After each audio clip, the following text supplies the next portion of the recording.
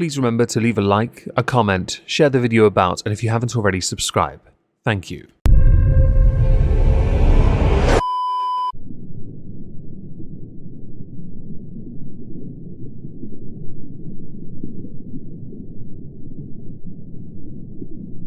Well, isn't this just fantastic? Captain's Log Supplemental. Sometimes we like to dip our feet into the realm of crime that not only gets demonetized but allows for us to punish those that allowed others to face justice for crimes that they committed. Was that convoluted enough? Complicated enough? Keep watching, you'll understand soon. Welcome everyone to the Halls of Injustice. Today we welcome inmates number 171 to the ISO cubes. What's going to make today's video quite fascinating is it could fall within the ballpark of true crime, but I'd stumbled across an article, recently, covering this individual that made me go down a little rabbit hole. There is a lot going on in this rabbit hole, and there is some genuine injustice within it as well, because the wrong person spent over a decade in prison for a crime they did not commit, and they never really got their life back when they were free. So while there are two people we need to talk about, the one that we are going to be putting within our ISO cubes today is Ronald Castree. He is a cretin that avoided facing justice for over 30 years. His crimes are heinous. Consider that the trigger warning you may well require, because what Ronald Castree did, he did to children, while his wife was giving birth to his own child, who we also have a statement from, because they spoke to BuzzFeed News, and we'll get to that later as well. To start this video off, I want to tell you a little bit about Ronald Castree, before we then go to a version of the crime that was reported, then the actual crime that was reported, the actual sentence, to then finish with a statement from his son. I'll insert now the name of the individual that wrongfully went to prison for the crimes committed by Ronald Castree. His name is Stefan Kishko. We will have to go through what he went through first, after I've told you about Ronald Castree. So let us begin with who is inmates number 171.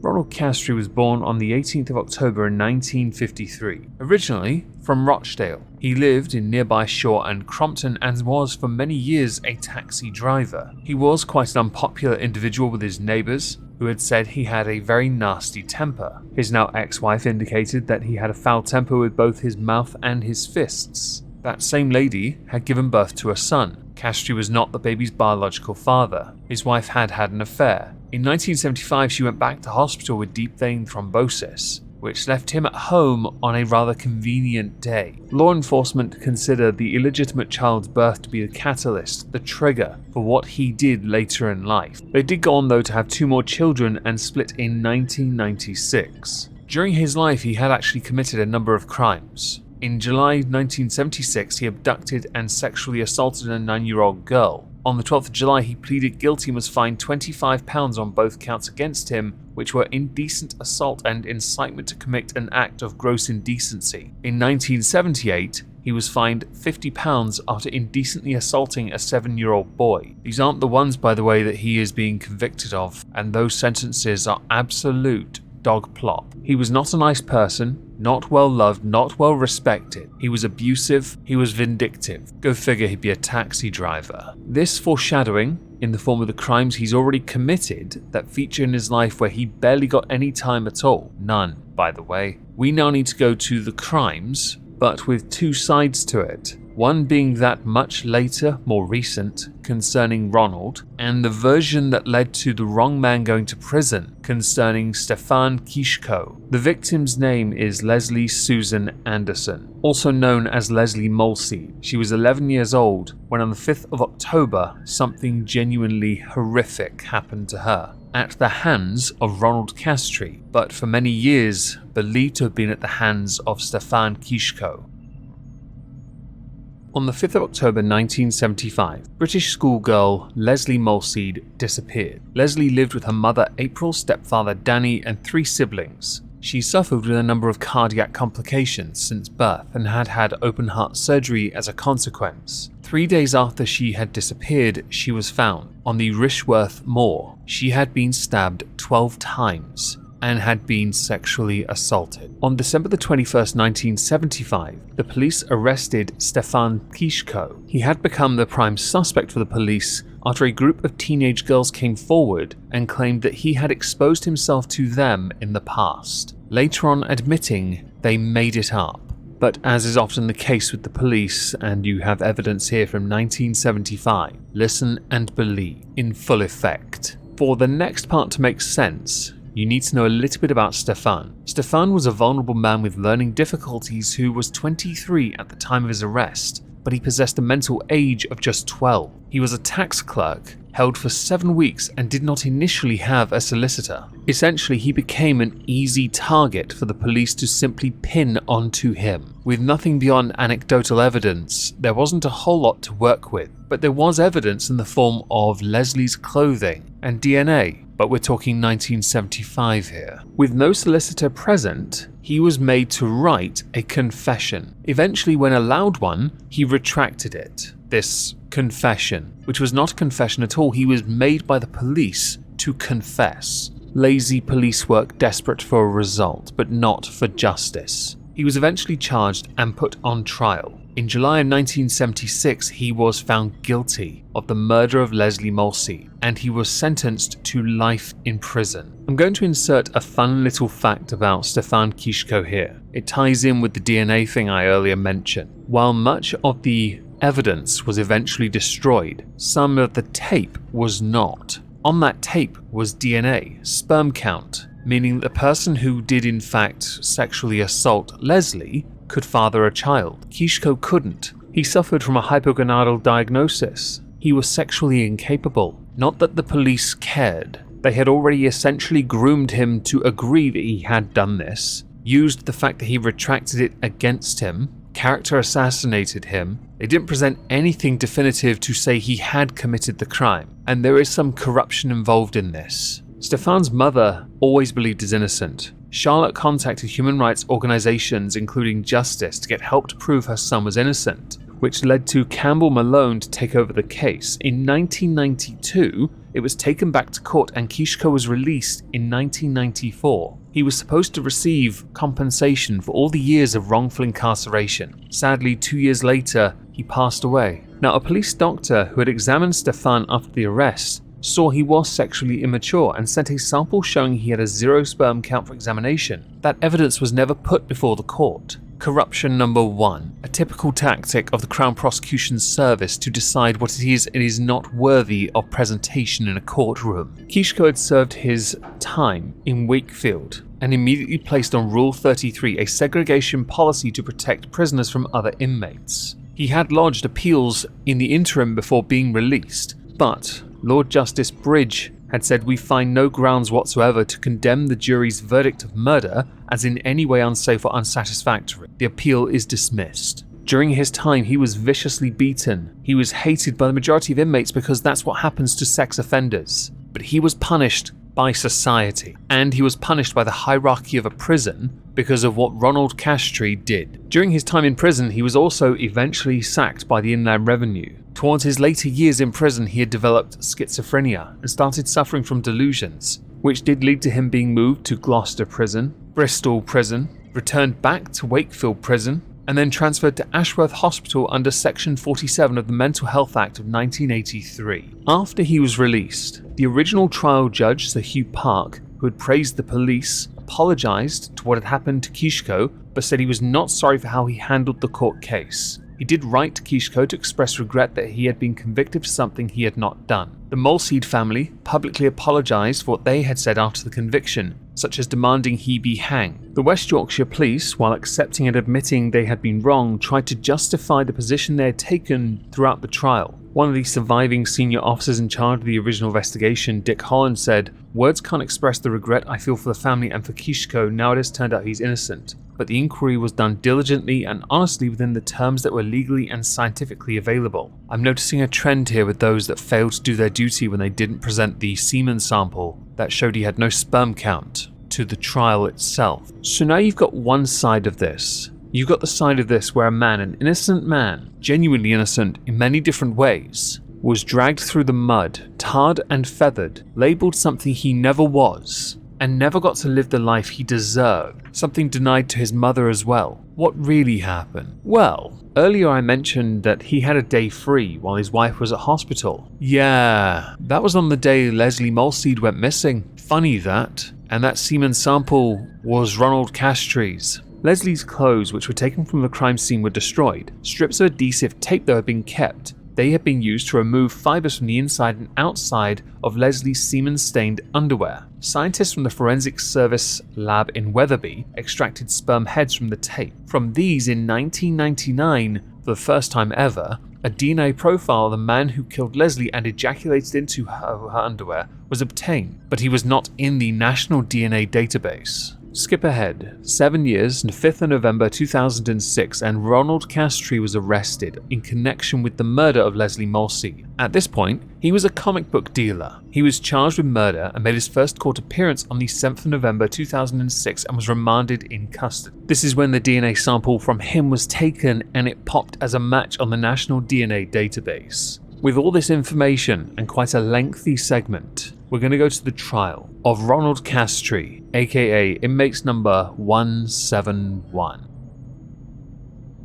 During the trial, they detailed how Ronald Castree was arrested in Oldham on October 1st, 2005. A prostitute claimed she met Ronald Castree by arrangement in a room in a local hotel. When they went to the bedroom, she claimed that she became upset at what he had in mind. She made an allegation of sexual assault against him, which he denied. The case was not proceeded with. However, because of the arrest, and even though he was not charged with any offence, he had to submit to a routine buccal scrape for his DNA profile. It was placed on the complementary section of the National DNA Database, where it then popped as a match for the 2 pieces of sellotape that had those sperm heads on. On the 23rd of October 2007, Ronald Castree appeared at Bradford Crown Court before Mr. Justice Openshaw on an indictment charging him with Leslie's murder. The jury panel summoned into the courtroom consisted of 25 members. Eventually, 6 men and 6 women were sworn in to try the case and render a true verdict in accordance with the evidence. They were then asked if any of their number knew the accused man or any member of the Molseed family. Ronald entered a plea of not guilty. At the outset on the first day of the hearing, there was much legal argument relating to the admissibility of evidence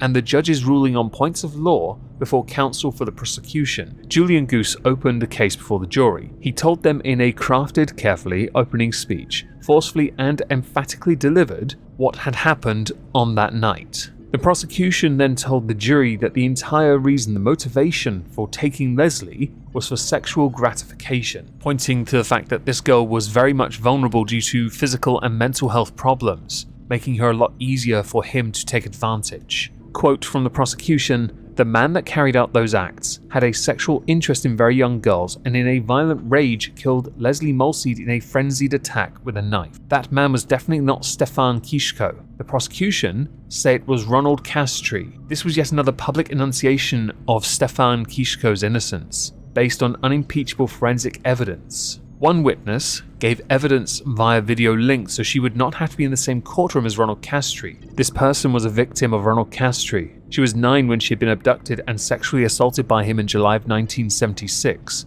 Now aged 41, she described how she'd been playing Tig with a friend when the driver of a red taxi grabbed her and pulled her into his car, taking her to an old empty house where he then performed sexual acts in front of her. The main witness for the prosecution was Dr. Emma Escott. In 1999, in a series of controlled experiments with other pieces of tape, she had devised a method designed to make the most of the evidence on the sellotape and ensure that nothing was left to chance. Enough material was found on the tape to create a genetic fingerprint that led to the police finding Ronald Castree. In her professional opinion, being extremely careful with the wording of the statistical significance of the match, she said that the probability of obtaining that profile, if that semen did not originate from Ronald Castree, was in the order of 1 to 1 billion, telling the jury in addition, and no doubt to the avoidance for any argument, that she had compared the material on the tape with the semen provided by Stefan Kishko, which did not match. The prosecution also called for Ronald Outerich, who was the forensic scientist involved in the original case, pointing to evidential failures of his handling of this in 1975. Ronald's previously held belief was that the semen got onto Leslie's clothes from a taxi seat, which he then had to admit was highly unlikely. When he gave evidence, Ronald Castree told the jury he had numerous affairs during his first marriage. They were mainly a series of casual relationships, and this was standard behaviour in the taxi trade at that time. There was also an awful lot of casual sex to be had. Asked how many lovers he had had in that time, he could not say exactly, but said something would occur most weekends. And he did lean a little bit towards hinting that Leslie may have sat in his taxi at some point. When he was asked about Jane Doe, the child, now 41-year-old, that he took to a derelict house in 1976, he told the jury he could not remember anything about the incident. While he was unable to deny it, he pled guilty to the charges against him back then. He maintained that he was baffled why he did it, a fact which he did not greatly impress the jury, which 32 years after, Leslie's death, he was found guilty. They were not impressed with his defense because he didn't have one. On top of that, he presented nothing to the contrary, nothing to counter any of the claims, all of which forensic annihilated him, pleading ignorance in the face of science. How novel and quaint. We should now get to the sentence, before we get to the statement of his son. Finally found guilty, the correct man was sentenced to life imprisonment, with a recommendation from the trial judge. Mr. Justice Openshaw said that he will not serve less than 30 years. The sentence, by the way, was delivered on the 12th of November 2007, so he's 16 years in so far. By the time he'd be considered eligible for parole, he'd be 84. It is likely he will not leave prison alive. The judge told him he had carried out a truly dreadful murder on a young girl made even more vulnerable because she suffered from learning difficulties. Quote, "You approached her. You would have no difficulty in luring her away, for she was trusting. You repeatedly stabbed her. You left her for dead, drove back to Rochdale and carried on with the rest of your life as if nothing happened. It was a pretense you kept up for years. You then kept quiet while an entirely innocent man was arrested, tried, convicted, and sentenced for her murder. He served 16 years before his conviction was set aside, living only a couple of years after his release. I am surely entitled to take into account not only the effect on Mr. Kishko's family, but also the effect on the family of your victim. They have had to endure long years of uncertainty, and after his release come to terms with the knowledge that the guilty man was still at large. I have no doubt that the memory of this dreadful murder is and always will be a burden they must endure for the rest of their lives." Ronald Castree called out, "I did not do it!" as he was taken from the docks to the cells to begin his life imprisonment. Leslie's mother, April, read a prepared statement outside of the court saying, "We are relieved that after so long our quest for justice for Leslie is now over." Ronald had tried to appeal his conviction. He failed. This cretin deserves the rest of his life behind bars. The injustice was the wrong man going to prison. The injustice was him not being in prison sooner. The injustice was that it took over 30 years for Leslie to get justice. On the 30th of August 2017, Nick Castree spoke about what it was like to be the son of a child killer. At the time, he was 27, and he was returning home from a working night shift at a care home. His husband, a police officer, had also been on nights. The pair had been in bed only a couple of hours when they woke to the sound of the intercom to their apartment buzzing. Quote, "They called at all our houses, my mum, my brother. We all got the same call at the same time. I went to bed an innocent young man and I woke up the son of a murderer." He remembers his father as an aggressive tyrant who made family life absolute hell. Quote, "I knew he was a dangerous man, but I just hoped he wasn't that dangerous." Talking about how childhood was difficult because Ronald would refuse to spend money on his children, and how he believes that his father thought of him as a leech and a drain on him. All the children of Ronald Castree were known to social services because he would beat his kids and his wife. Quote, "It was absolutely horrendous. We had no love whatsoever for either parent. My mum couldn't show us love because she was too badly psychologically scarred by my father.